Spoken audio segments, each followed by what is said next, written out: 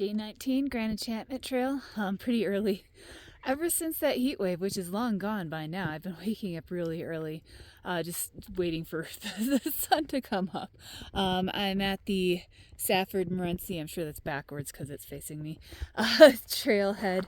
The old trail, trade route between Safford and the next town of Morenci. I've been waiting to get here for a long time, so I'm excited to finally see what's here. And these are always fun. This is the trail register for BLM, and there are a bunch of these on the Arizona Trail, but this is fun because now I can see who's on the Grand Enchantment Trail, because this is pretty much all Grand Enchantment Trail. So I'm Snapper, Masochist was here yesterday, Sprouts and Colonel Mustard were here 2 days ago, but then you flip this page and it's just GET, GET, GET all the way down. So it looks like a lot of people are pretty spread out. I'm not showing actual dates in case people don't want that. Looks like Karma and Veggie might be 3 days ahead of me. And right off the trailhead here, there's an actual trail I can follow and a trail sign. So this trail should only be 15.8 miles, but the guide does warn that it will seem longer. There's going to be some stretches that are overgrown and some stretches that are just moving through rocky drainage and are going to be pretty slow. But then there's also going to be sections that are just four-wheel drive road as well. Man, I have to say this first part of the trail has been amazing. It's been really easy to follow. Every once in a while there's actually metal signs that say trail signs. I know it's not going to be like that the whole time, but it's fun when you get it. I think I'm heading down into this drainage down here. That's some beautiful morning light on it, and I'm going to be heading down into a drainage, and then around mile 11 I'm going to hit a saddle, and it's going to be a big climb up to that saddle. I always like doing climbs in the second half of the day. That's always fun. But the other good thing is, because of the record precipitation, there should be water quite a bit in this canyon. There's no escape. I get to deal with this, or I get to deal with, oh, zoom in, that. I might try to walk around it, because look at this.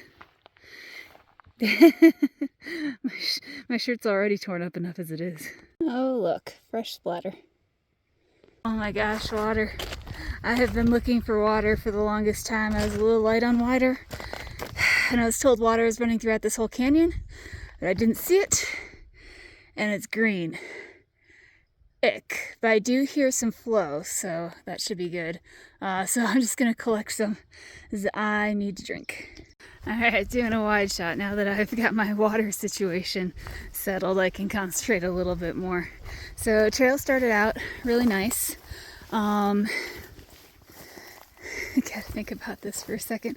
Then I hit a four-wheel drive road, and then I hit this trail kind of coming through the canyon, and it's a little overgrown, and I've definitely lost it at times. And I know I have a cross-country section through the drainage coming up, but I have been pulling my phone out a lot just to make sure I'm on the right path. Oh, and I do want to point out that this water that is now running through the entire canyon, just not where it started in the canyon on the trail, is actually clear, and it doesn't have any funky taste, even though there's a lot of algae in there. I was actually really impressed by that. Usually when you pull out algae water, it tastes like algae water. Oh my god, I have to laugh. I was walking the wash, and it looked like from footprints other people walking the wash, and I noticed I was getting near something called a concrete dam, which we were supposed to follow a tread over. It's this little thing right here. I could have gotten around that so easy. Instead, I think I'm the first one in like a decade to bushwhack through that. If the trail tread's there, it's just completely covered with bushes. Alright, well, after this it is supposed to be about a mile of just cross country through this drainage. Oh, let me zoom out. Pretty cool though. Gotta watch those river rocks so I don't have one roll out from underneath me again. I already have a wrist that's not 100%. Been wide shot again, just more of that cross-country section through the wash, because it's slower going, but it's actually quite nice because you kind of have to hop over the water that I guess isn't usually here. There's just some pools occasionally, but right now it's still flowing. And then you've got the vegetation and the high walls, so it's very pretty. I just scared a snake and I have no idea what kind of snake it is.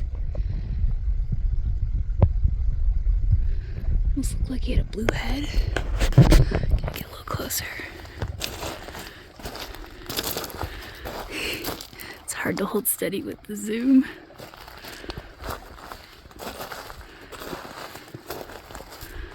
Wow. I do not know what that is. Cool. This cross-country section is going to be way overrepresented, but like there have been these really cool, like almost turquoise pools. It's been really slow because you gotta kind of get around everything, but it's been really, really cool.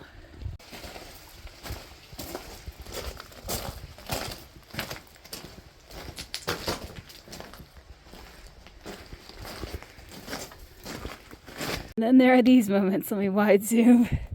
It's either walk through the pool or scale the side of the rocks. This is where I appreciate rattlesnakes. That is a gopher snake, a big, long, beautiful gopher snake. And it was just sitting there and I almost stepped on it. And so I backed up and then it like woke up and freaked out and went down. At least rattlesnakes give you a warning. I legit almost stepped on him. Poor snake. So this is where I'm heading next. The trail kind of went above the drainage, but that should be the Bonita Creek area. All right, I found an amazing spot for a lunch break. Right in the shade here, right next to Bonita Creek, which is running all the way up here. Further up creek, go back to a normal zoom. Further up creek is actually a pioneer cabin, the Lady Gay cabin. It's about 0.3 off trail, and I don't know if I'm gonna do it simply because I saw the sign for it and it was knocked down to the ground, so I'm not sure how much route finding and bushwhacking I'm gonna do to go do it, especially since I'm running a little behind today if I want to finish this trail, the Saffird-Morenci Trail. Somewhere over here is the prehistoric granaries. I'm going to check that out after lunch. Not entirely sure, but I think these holes right here might be the granaries.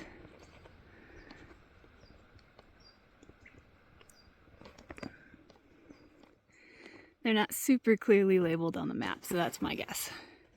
Alright, next up in the adventure of the Saffird-Morenci Trail, Midnight Canyon. So I just came down, I think it was like Johnny Canyon or something. Something like that, hit Bonita Creek, and now I'm heading up this canyon, and this canyon goes uphill. Slot Canyon. Entering the Slot Canyon. These things are so cool. I'm gonna zoom out. Look at that. That's so fun.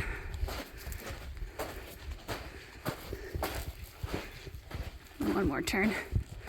That's so cool. Slot water chute. Yes, I do have to go up this. Look at this. This is so beautiful. Taking a four-wheel drive road right now.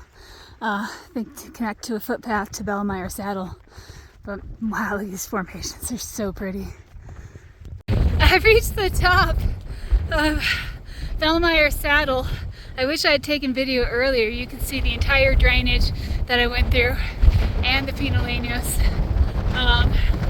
I can go over there and get that view too, but I am too tired. That took a long time.